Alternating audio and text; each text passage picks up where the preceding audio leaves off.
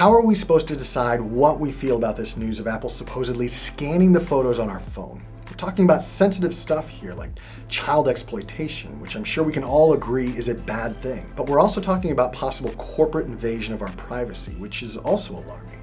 So it's really been hard for me to formulate an unbiased opinion on this.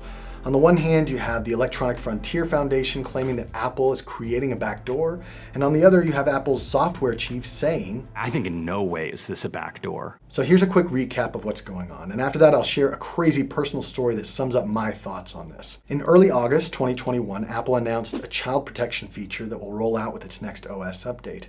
The aim is to take photos uploaded to iCloud and then match them against a database of known CSAM images. In other words, really bad stuff. If there's a match of at least 30 images, the case is automatically flagged for human review, and then if they find something, it's reported to authorities. Now, this kind of scanning is already being done on platforms like Google and Facebook, and you might be shocked by the number of reported cases for each platform just in the past year.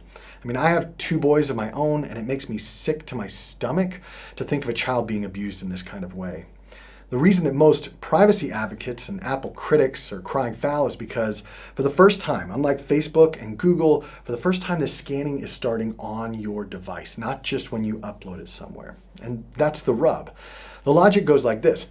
I have investment properties in the US that I rent out to generate income.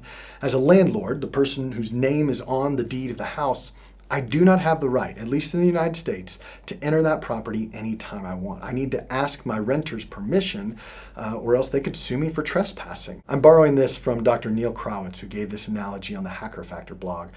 Apple owns the operating system you're using on your phone right now, but the issue on the table is whether or not they have a right to suddenly update the operating system to begin searching the contents of your phone without your permission. And contrary to what you might read online right now, this is not a black and white issue. I mean, Apple has responded and claims that they're building privacy into the process in a number of different ways. First, they're breaking up this scanning process by having your device do half of the work and the cloud do the other half, so that there's a little protection between the two.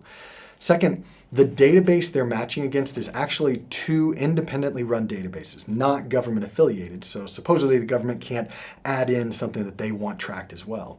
Third, they're forcing a manual human review before any kind of action is taken. And for the most part, this seems like a pretty solid solution.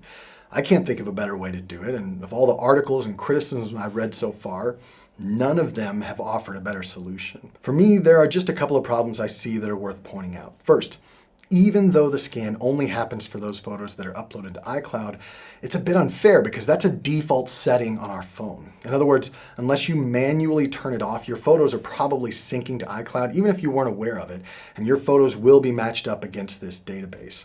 So in order to make it fair, Apple's going to need to make iCloud not a default setting. Second, we've got a case here where a search is being made on our personal property without warrant or probable cause.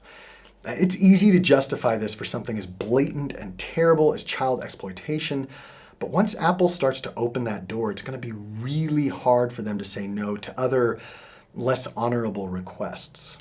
What request could that possibly be, you ask? Well, let me tell you my own story here. While I was living in China's western region of Xinjiang, which is China's testing ground for all kinds of surveillance and monitoring technology, one of the things I was constantly on the lookout for were these sidewalk checkpoints. Local police at these checkpoints would stop people and me and require that our phones be handed over for inspection. At this point, they would plug into the phone and scan for specific photos, files, videos, apps, whatever they deemed dangerous. If anything was found, you were carted off to the police station immediately. And what files were they looking for exactly? Well, nobody knew, except the Chinese government, of course. It could have been something genuinely worrisome, but it also could have been something as simple as a copy of the Quran or an app they didn't like. In the absence of true accountability, whether that be the Chinese government or a company like Apple, these kind of backdoors into our private device is alarming. What if China approaches Apple and tells them that in order to continue to do business in the country, they need to start scanning all devices against a database that they provide? Now that they've already developed and deployed the technology to do this, Apple has little leverage to say no. There's a quote from the Electronic Frontier Foundation in a Vox article that I really liked, and it said, "A thoroughly documented, carefully thought out, and narrowly scoped backdoor is still a backdoor. Well, that's my hot take, but what do you think? Has Apple crossed the line here, or is this a necessary next step for our children? I'd love to hear your thoughts, the PG version of your thoughts, in the comments below this video. Thanks.